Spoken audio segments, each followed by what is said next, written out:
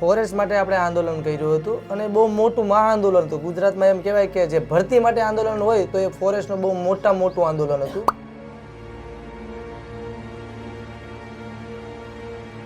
Social મીડિયામાં જોયું લગભગ 1 લાખથી પણ વધારે લોકો તમારી સાથે જોડાયેલા છે. બંને પ્લેટફોર્મ ગણીએ તો લાખોમાં લોકો તમને જોતા હોય છે. પરિસ્થિતિમાંથી જે નીકળ્યો છું મને ખબર છે કે કેવી તૈયારી થાય. એક બુક લેવાના પણ પૈસા ના હોય.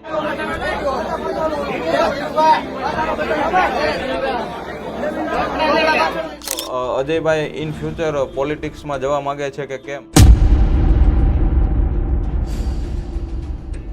પણ ભાર મૂકવો છે કે પોલીસની જે ભરતીની તૈયારી કરી રહ્યા છે તો એમણે શું વાંચવું જોઈએ, ક્યાં ક્યાં મટીરિયલો વાંચવા જોઈએ, ક્યાં ક્યાં વિષયો પકડવા જોઈએ? પોલીસ વાળાનું ઘણું બધું પ્રેશર હતું, ગાડીઓ પણ ઘરે પણ આવતી હતી, પણ એમ કહેવાય ને ભાઈ હું સાચો હતો એટલે આપણે કોઈ ઝૂક્યા છીએ નહીં. બરોબર. ત્યાં આપણે મહિપતસિંહ બાપુનું ઘર જેવું અમને ઘર રીતે રાખ્યા. જમવાનું પણ બહુ સારામાં સારું હતું, રહેવાની સુવિધા પણ અમને સારામાં સારી આપી. નમસ્કાર મિત્રો, ધ વાવડમાં હું છું સિદ્ધરાજસિંહ સરવૈયા. મળવા જેવા માણસના વિશેષ કાર્યક્રમમાં આજે આપણે આવી ગયા છીએ ભાવનગર નગરની તદ્દન નજીક આવેલા એક પંખીના માળા જેવડા ગામ એટલે રૂવા ગામની અંદર. આજે આપણે જે વ્યક્તિ સાથે મુલાકાત કરી રહ્યા છીએ એ હજારો એવા તૈયારી કરતા વિદ્યાર્થીઓ અને તૈયારી કરનારા લોકો માટે એક પ્રેરણાનો સ્ત્રોત છે. એમની માટે એમણે અનેક લડાઈઓ લડેલી છે. આ જે વ્યક્તિ મારી બાજુમાં બેઠા છે એમ કહેવાય કે એક નાનકડા ગામમાંથી આવે છે, તેમ છતાં એમણે એવા પ્રયત્નો કર્યા છે કે આપણા જે ગુજરાતના ખાસ કરીને જે વિદ્યાર્થીઓ તૈયારીઓ કરી રહ્યા છે એમને એક માર્ગદર્શન મળી રહે, એમને એક ગાઈડલાઈન મળી રહે અને એમની માટે એમણે પોતાના જીવનના ઘણા બધા વર્ષો લડાઈઓ પણ લડી છે. ઘણી બધી તેઓ તૈયારીઓ પણ કરી ચૂક્યા છે અને પરીક્ષાઓ પણ પાસ કરી ચૂક્યા છે. ત્યારે ખાસ અત્યારે ભરતીનો અત્યારે દોર ચાલી રહ્યો છે. આપણા ગુજરાતમાં અનેક ભરતીઓ અત્યારે આવી રહી છે, ત્યારે એ વિદ્યાર્થીઓને પણ માર્ગદર્શન મળી રહે એ માટે ખાસ આપણે આ વ્યક્તિ સાથે મુલાકાત કરી રહ્યા છીએ. તો આ તમામ વાતચીતને સાંભળવા માટે અને કંઈક નવું જાણવા માટે આ વિડીયોને અંત સુધી જોતા રહેજો, માત્ર ને માત્ર ધ વાવડ પર.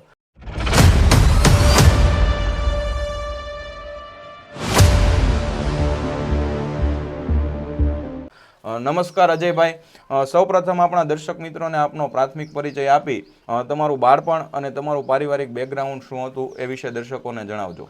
બાળપણમાં તો એવું હતું, પેલા મારું નામ તો અજય રાજુભાઈ ચૌહાણ છે. ભાઈ હું ભાવનગર જિલ્લાના એક નાનકડા એવા ગામમાં રહું છું, રૂવા ગામ જેનું નામ છે. મને શોખ હતો આર્મી બનવાનો, પણ એમ કહેવાય છે ને ભાઈ અમુકને કાંઈક ખામીના લીધે અમે રહી જતા હોય, પરંતુ મારા વજનના લીધે પણ હું રહી ગયો એકવાર, અને એકવાર છાતીના લીધે પણ રહી ગયેલો છું. ગ્રાઉન્ડ તો ઘણા બધા મેં લગભગ 8 જેટલા ગ્રાઉન્ડ પાસ કરેલા છે બધી ભરતીના, પણ કાંઈક ને કાંઈક ખામીના લીધે રહી જતા હોય છે. પછી જે હાલમાં મારા પપ્પા નથી, મારા મમ્મી છે, બંગલાના કામ કરે છે. બહુ જ સંઘર્ષ કર્યા ભાઈ. બરોબર. બીજું અજયભાઈ, તમે સંઘર્ષની વાત કરી, મારે આગળ દર્શક મિત્રોને એ કદાચ નહીં ખબર હોય કે આપણા જીવનમાં તમે ઘણી બધી ભરતીઓ પણ કરેલી છે અને એમાંથી લગભગ 2 થી 3 એવી પણ ભરતી હતી કે જે તમે પાસ આઉટ કરી ચૂક્યા છો. તો એ કઈ ભરતીઓ હતી અને એ ભરતીમાં પણ ક્યાંક ને ક્યાંક સંઘર્ષ થયો હતો, તો એ બાબત ઉપર થોડુંક દર્શકોને માહિતગાર કરજો. પેલા બધા વિદ્યાર્થીને એ જ હું કહેવા માંગુ છું કે તમારો ગોલ છે એક ના હોવો જોઈએ, બીજો પણ ચોઈસ ઓપ્શન હોવો જોઈએ. કે સરકારી નોકરી છે એ તમારી જિંદગી નથી, એ નસીબની વાત છે, મળે કે ના મળે, પણ બીજો ઓપ્શન પણ હોવો જોઈએ. મેં સોશિયલ મીડિયાનું ચાલુ કર્યું હતું. ધીરે ધીરે મને નહોતી ખબર કે હું આટલો બધો ગુજરાતમાં મને આટલા બધા વિદ્યાર્થીઓ સપોર્ટ કરશે અને હું આટલો બધો ફેમસ પણ થઈ જઈશ. પણ એ કહેવાય છે કે ભાઈ તમારા નસીબમાં કાંઈ ના હોય ને તો બધા વિદ્યાર્થીનો સાથ સપોર્ટથી તમે બધું જ કરી શકો છો. જ્યારે ફોરેસ્ટની તૈયારી કરી હતી મેં દિલથી બહુ મહેનત કરી હતી, રાત દિવસ એક કરી નાખ્યા હતા. હું તૈયારી કરવા માટે મારું ઘર પણ મૂકી દીધું હતું, ભાઈબંધો સાથે રૂમમાં પણ રહીને સાથે સાથે તૈયારી કરી હતી. અને પછી એમ કહેવાય ને ભાઈ પરિસ્થિતિ અમુક તો પૈસા પણ ખાલી થઈ ગયા, તો હવે રૂમમાં તો ભાડા રહેવું પડે, ખાવું પીવાનો બધો ખર્ચો તો કાઢવો પડે. પછી મેં મહિપતસિંહ બાપુ ફાઉન્ડેશન છે, ત્યાં આપણે ના રહેવા જમવાની અને બધી સુવિધા સારી છે.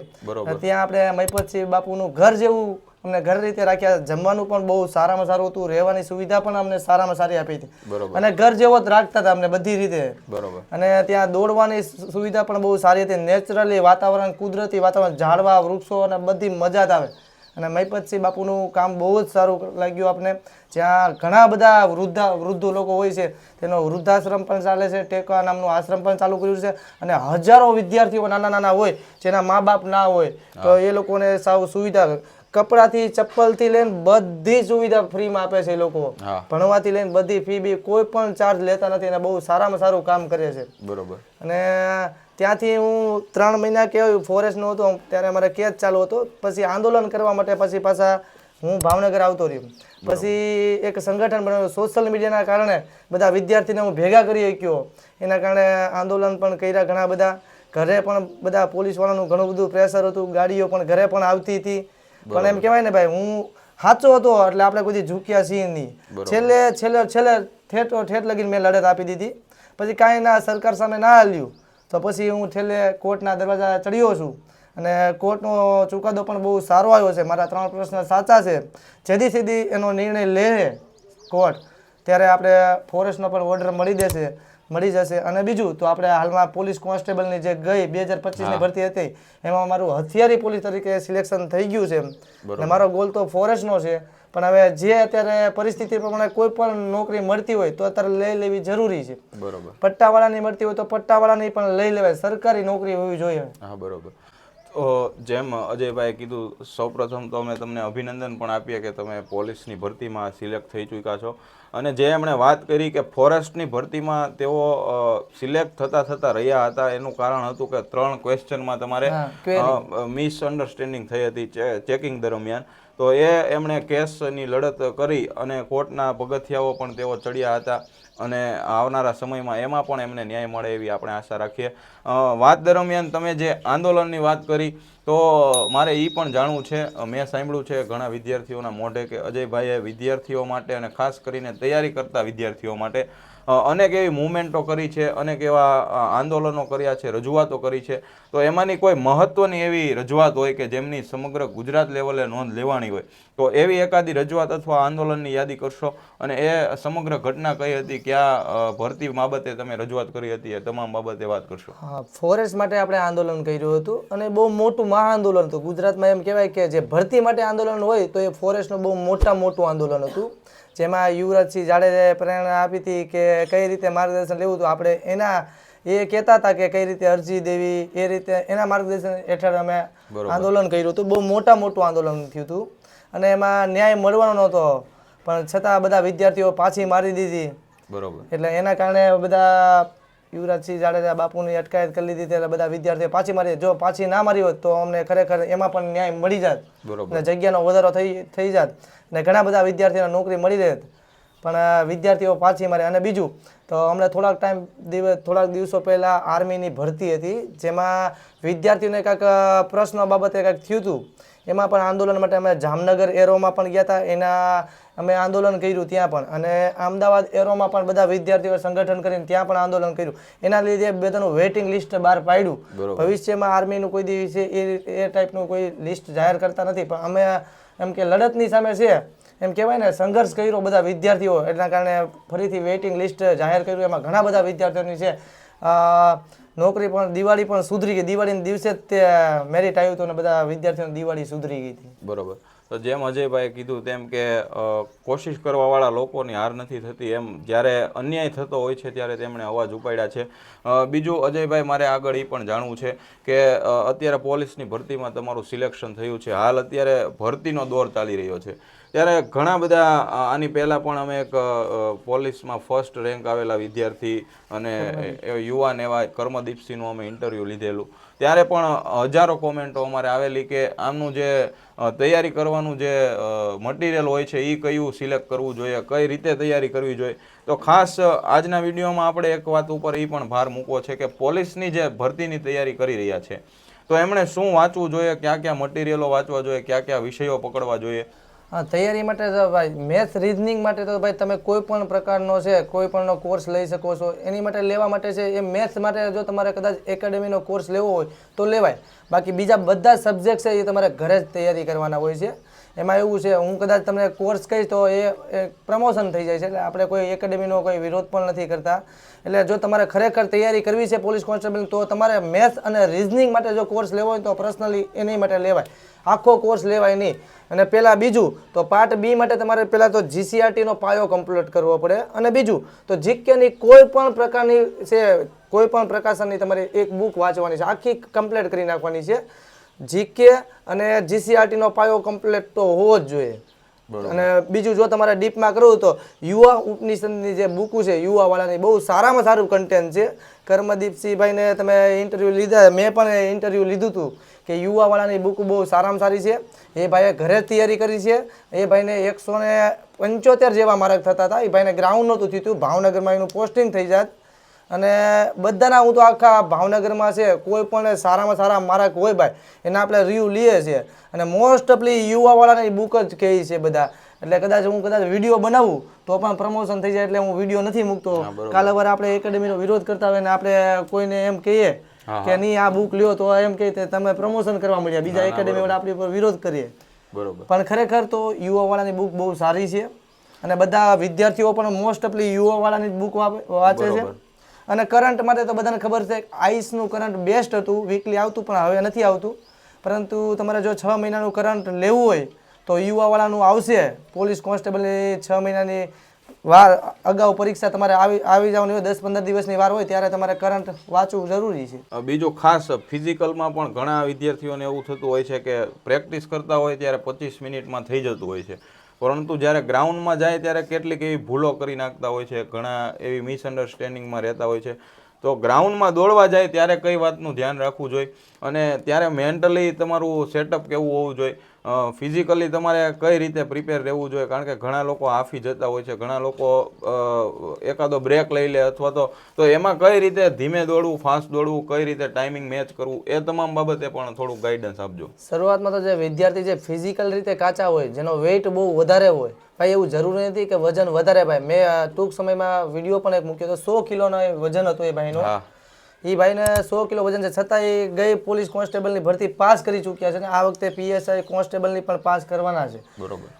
પહેલાં તો મનથી મક્કમ હોવું જરૂરી છે ભાઈ. એવું જરૂરી નથી કે તમે વજન વધારે છે તો હું ન દોડી શકું, પતલો છે ભાઈ, પતલા માણસો ભાઈ નથી દોડતા ભાઈ, એ હિંમત હારી જતા હોય છે. એટલે મનથી મક્કમ રહેવું જોઈએ અને તમે જેવી મહેનત કરી છે એવું તમને ફળ મળવાનું જ છે. તમે શરૂઆતમાં તમારે 27-28 મિનિટ આવતું હોય તો પછી કોઈના બીજાને કહેવાયથી કોઈ ઇન્જેક્શન એવું બધું, હમણાં 2 યુવાનો છે મૃત્યુ પામ્યા છે રનિંગ ગ્રાઉન્ડની અંદર, કે ઇન્જેક્શન કે એવું કાંઈ લેવું નહીં, કંઈ લિક્વિડ પણ ન લેવું, કોઈ પણ દવા કોઈ પણ પ્રકારની ના લેવી. ભાઈ તમે જે મહેનત કરી છે એ જ ફળ મળવાનું છે, બરાબર. બાકી કોઈ આડઅસર થાય એવું તમારે કૃત્ય કરવાનું નથી. તમારા કારણે તમારા પરિવાર છે, તમારી નોકરી માટે ઘરે રાહ જોતો હોય કે મારો છોકરો ગ્રાઉન્ડ પાસ કરીને આવશે અને તમે આવો નહીં ભાઈ, એવું કૃત્ય તમારે નથી કરવાનું. એટલે તમે જેવી મહેનત કરશો એવું ફળ મળશે.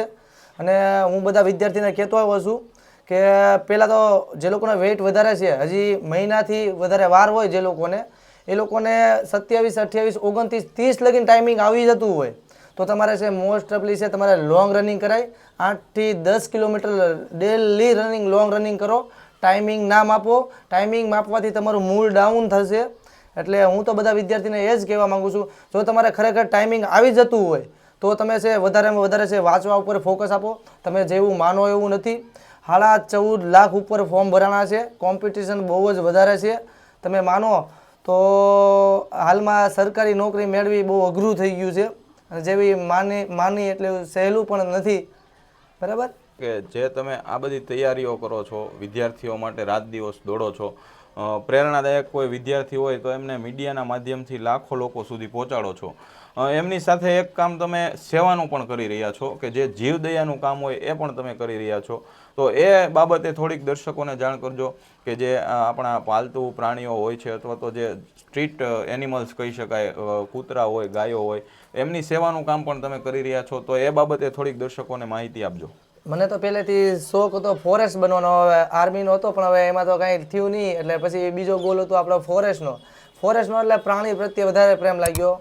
મેં 1000 જેટલા માળા જે પક્ષીના આવે ચકલીના એ માળા બાંધવાના છે, 700 જેટલા તો બાંધી દીધા છે. હજી એવો વિચાર છે કે હવે તો પૈસા ન હોય એટલે કઈ રીતે, હવે તો માતાની જેવી નોકરી થઈ ગઈ, હવે આપણે વધારે સેવા કરશું. અને બીજું તો વિદ્યાર્થી માટે બુકનું વિતરણ પણ અમે હમણાં થોડાક ટાઈમ પહેલાં મેં 4000 બુકો સ્પર્ધાત્મક પરીક્ષાની જે તૈયારી કરતા વિદ્યાર્થીઓને 4000 બુકો બધા વિદ્યાર્થીઓને આપીએ છીએ. અને હવે વધારે આપશું કે હવે પોલીસમાં લાગ્યા છે તો બધા વિદ્યાર્થીઓ જેમ આપણે લાગ્યા, અમે પરિસ્થિતિમાંથી જે નીકળ્યો છું, મને ખબર છે કે કેવી તૈયારી થાય. એક બુક લેવાના પણ પૈસા ના હોય. એટલે મારો એવો વિચાર છે કે બધા વિદ્યાર્થીઓને આપણે કાંઈક ને કાંઈક કામ લાગશું કે આપણી જેવી પરિસ્થિતિ હોય એવાને આપણે બુકની તો બુક માટે અથવા પૈસાની જરૂર હોય તો આપણે લાઇબ્રેરી બંધાવી પણ દઈશું આપણે બધા વિદ્યાર્થીઓને કારણ કે આપણે ઓલરેડી સફળ થઈ ગયા છે અને આપણે બધા સંઘર્ષો જોયા છે, સંકટમાંથી બહાર આવ્યા છે. બરોબર. અને પ્રાણી પ્રત્યે તો મારે પોતાનું ડોગ હાઉસ પણ ચાલે છે ભાવનગરમાં. અને જે રખડતા કૂતરાઓ એક્સિડન્ટ થઈ ગયેલા હોય બધાની સારવાર કરી બહુ અઘરું હતું. હા. અત્યારે મારા બેન સંભાળે છે, રીના બેન કરીને છે, બહુ સારું કામ કરી રહ્યા છે. કારણ કે બધે હું પોગી નથી શકતો. અને પ્રાણી પ્રત્યે વધારે પ્રેમ છે અને ફોરેસ્ટ પ્રત્યે ઝાડવા અને બધું બાંધવા. ગ્રીન સિટી ભાવનગર જે ગ્રીન સિટી છે, આખી રાત હું પાણી પાતો એક સમયે અને તૈયારી પણ કરતો. આખી રાત પાણી પાતો અને સવારે છે સૂઈ જતો ઘડીક 4 થી 5 કલાક અને પછી છે એ વાંચવાનું કામ કરતો, સાંજ લગીને વાંચતા અને એ રીતની તૈયારી કરી અને સાથે સાથે કામ પણ કરેલું છે આપણે. અજયભાઈ છે એમની સાથે આજના સંવાદમાં આપણે એ પણ જાણ્યું કે જે એમનો પર્યાવરણ પ્રત્યેનો પ્રેમ છે, કદાચ એ ફોરેસ્ટર બનવાના સપના સાથે પણ આ તમારી લાગણી જોડાયેલી હશે. આપણે અજયભાઈ આપણા સંવાદના અંત તરફ જઈ રહ્યા છીએ ત્યારે મારે અંતિમ પ્રશ્ન ઉપર જવું છે. ત્યારે તમને હું એ પણ પૂછી અને જાણવા માગું છું કે અજયભાઈ ચૌહાણનો ભવિષ્યનો એવો કોઈ ગોલ કે મોટો એવો કોઈ ગોલ? આમ તો મેં સોશિયલ મીડિયામાં જોયું લગભગ 1 લાખથી પણ વધારે લોકો તમારી સાથે જોડાયેલા છે. બંને પ્લેટફોર્મ ગણીએ તો લાખોમાં લોકો તમને જોતા હોય છે. તો અજયભાઈ ઇન ફ્યુચર પોલિટિક્સમાં જવા માગે છે કે કેમ? અને બીજું કોઈ એવું તમારો કોઈ ગોલ હોય કે જે મોટા પાયે તમે કોઈ પરિવર્તન લાવવા માંગતા હોય તો એ ગોલ વિશે દર્શકોને વાત કરશો. ગોલ તો આપણો છે એ તો કઈ ન છે, ભવિષ્યમાં કંઈક થશે, નવું જૂનું થશે એવું લાગે તો છે. કારણ કે આપણે તો સેવા કરવા આવ્યા છીએ તો સેવા કરશું. અને હવે તો સરકારી નોકરી લાગી તો આપણે વધારે સેવા કરશું. રાજકારણનો તો કોઈ એવો ઇન્ટરેસ્ટ છે નહીં, પણ જો ભવિષ્યમાં કદાચ ભણવાનું થશે તો એવું જરૂરી નથી કે સરકારી નોકરી મળી તો આપણે મૂકવા પણ તૈયાર છીએ. જો કદાચ અન્યાય થશે તો. બાકી આપણો જો સેવા કરવામાં કદાચ અન્યાય થાય તો પછી આપણે સોશિયલ મીડિયા પણ આપણી પાસે છે અને ઘણું બધું વિદ્યાર્થી પણ આટલા બધા ગુજરાતના બધા વિદ્યાર્થીઓ આપણા સપોર્ટમાં છે અને હંમેશા સપોર્ટમાં રહેશે એવી મને ખાતરી છે. બીજું એક છે, આપણે હાલમાં પોલીસ કોન્સ્ટેબલની જે ભરતી પ્રક્રિયા શરૂ છે આપણે કોન્સ્ટેબલની, અમે આખા ગુજરાતનું હેન્ડલિંગ કરીએ છીએ કે રહેવાની જમવાની સુવિધા ફ્રી હોય એવા અમે માણસો બધાને જ્યાં સમાજની વાડી હોય, કોઈ પણ સમાજની વાડી હોય એ હું કોન્ટેક કરતો હોઉં છું બધે જ સમાજમાં કે બધા વિદ્યાર્થી માટે તમે સેવાનું કાર્ય કર્યો તો તમારા સમાજનું નામ પણ મોટું થાય. નહીં, ખરેખર આ સમાજે છે એ પોલીસ કોન્સ્ટેબલમાં તમામ વિદ્યાર્થી જ્ઞાતિ જાતિ નથી જોતા. એ લોકો કે કોઈ પણ સમાજના હોય છે એ લોકો રહેવા દે છે અને એ લોકોનો પણ આભાર માનવો જોઈએ કે જ્યારે અમે જ્ઞાતિની વાડીની નક્કી કર્યા, દાખલા રાજકોટ છે, ગાંધીનગર છે, પંચમહાલ છે, ભરૂચ છે, સુરત છે, પછી મહેસાણા છે, કોઈ પણ જગ્યાએ અથવા જુનાગઢ છે, કોઈ પણ જગ્યાએ આપણે જઈએ છીએ બધા સમાજની વાડીવાળા બધા સપોર્ટ કરે છે. અને જે લોકોને ખરેખર જે નિમ્ન વર્ગનો વિદ્યાર્થી હોય બિચારો ક્યાંથી હોટલના ને બધા પૈસા ભરી શકે, અને આવા સમાજ તમામ સમાજનો ખૂબ ખૂબ આભાર માનીએ છીએ કે તમે બધા તમારી જ્ઞાતિની વાડી છે જે આવા સ્પર્ધાત્મક પરીક્ષાની તૈયારી કરતા વિદ્યાર્થીઓ માટે તમે ખુલ્લી મૂકી દો છો. પેલા તો એ લોકોનો દિલથી આભાર માનવો જોઈએ કે આટલું બધું સેવાનું કાર્ય કરે છે. તો જેમ મિત્રો અજયભાઈએ આ તમામ વાતચીતમાં એમની જીવન યાત્રા દર્શાવી, સાથે સાથે જે અનેક વિદ્યાર્થીઓ છે એમને પણ આમાંથી કેટલુંક માર્ગદર્શન મળી રહેશે. ખાસ કરીને જ્યારે પોલીસ અડ્ડા ગ્રુપ અથવા અજયભાઈનું નામ આવે એટલે દરેક યુવા વિદ્યાર્થી, ખાસ કરીને તૈયારી કરતો વિદ્યાર્થી એમની સાથે વાકેફ હોય છે. અજયભાઈ હંમેશા એમને મદદગાર થવા માટે તત્પર રહેતા હોય છે. અજયભાઈ, તમે જીવનમાં ખૂબ જ જે સંઘર્ષ કરીને આવ્યા છો ત્યારે ધ વાવડ પરિવાર તરફથી પણ હું આપને એક શુભકામના આપું છું કે આગળ જઈ અને તમારા જે તમામ ગોલ છે તમે અચીવ કરવામાં સફળ રહો. સાથે સાથે એક અપીલ પણ કરું છું કે જે યુવા વિદ્યાર્થીઓ છે, જે તૈયારી કરતા વિદ્યાર્થીઓ છે, એમને હંમેશા તમે માર્ગદર્શન આપતા રહેજો. તમારી જે એમ કહેવાય કે જે જ્ઞાનનું ભથ્થું છે એ પીરસતા રહેજો. ખાસ અહીં અમે એમનું સોશિયલ મીડિયા એકાઉન્ટ પણ આપીએ છીએ. આપને પણ કોઈ વસ્તુનું માર્ગદર્શન લેવું હોય તો તમે ચોક્કસ અજયભાઈનો સંપર્ક આ નીચે આપેલા નંબર ઉપર કરી શકો છો. આવા ને આવા વધારે મળવા જેવા માણસની સાથે આપણે વાત કરતા રહીશું. ત્યાં સુધી અમારી સાથે બન્યા રહેજો, માત્ર ને માત્ર ધ વાવડ પર. હા, ધ વાવડનો તો ખૂબ ખૂબ આભાર કે જે બિચારા ક્યાંથી થતી મહુવાથી થતી આપણા અહીંયા રૂવા ગામમાં આવ્યા, એટલે પહેલાં તો એમનો આભાર માનવો જોઈએ કે એ લોકો પણ મારા વિડીયો જોતા હતા. એ લોકોને લાગ્યું કે નહીં, ખરેખર આ એક ગરીબ અને નિમ્ન વર્ગના વિદ્યાર્થી છે અને બહુ સારું કામ કરી રહ્યા છે અને બધા વિદ્યાર્થી માટે ખૂબ સારું કામ કર્યું છે. અને એ લોકોને પણ બધા વિદ્યાર્થીઓ કહેતા હોય છે કે અજયભાઈનું કામ બહુ સારું છે. તો તમારો તો પહેલાં ખૂબ ખૂબ આભાર કે તમે અહીંયા સુધી આવ્યા.